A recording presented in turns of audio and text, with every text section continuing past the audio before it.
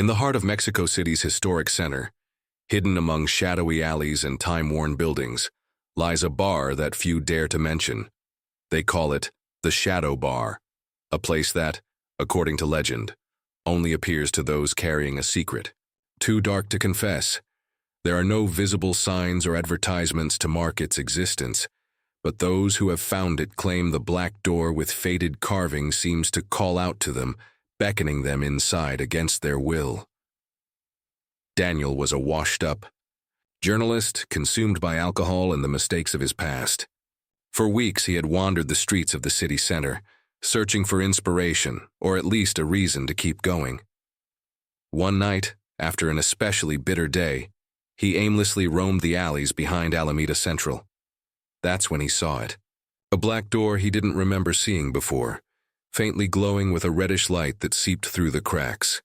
Without understanding why, he felt compelled to go inside. The bar's interior was unlike anything he had ever seen.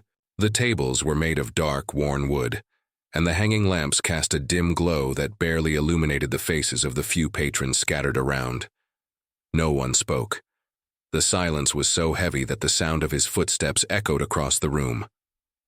At the far end behind the bar stood a tall, pale man dressed in an impeccably tailored black suit, his smile never quite reaching his eyes. "Welcome, Daniel," the man said, though Daniel didn't recall giving his name. Before he could respond, Daniel found himself sitting at the bar. The bartender placed a glass in front of him filled with a dark liquid that smelled like ashes and something faintly sweet. "I didn't order anything," Daniel said, his voice unsteady. The man simply tilted his head. "It's on the house.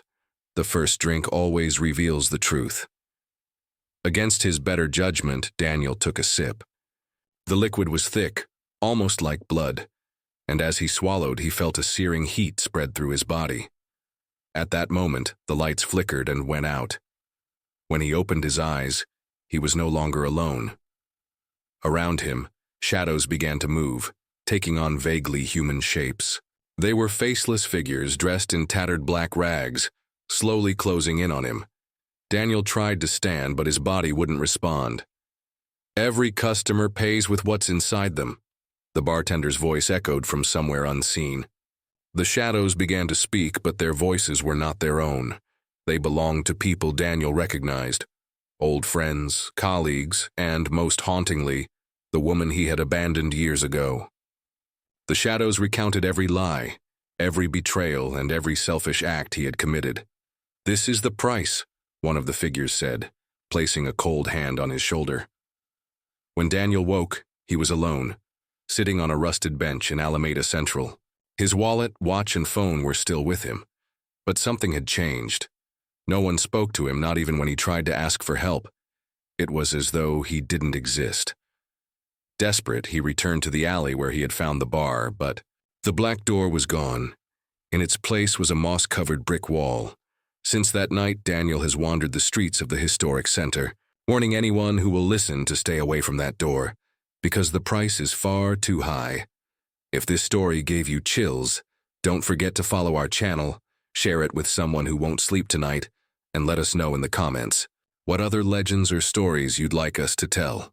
Thank you for joining us on this dark journey.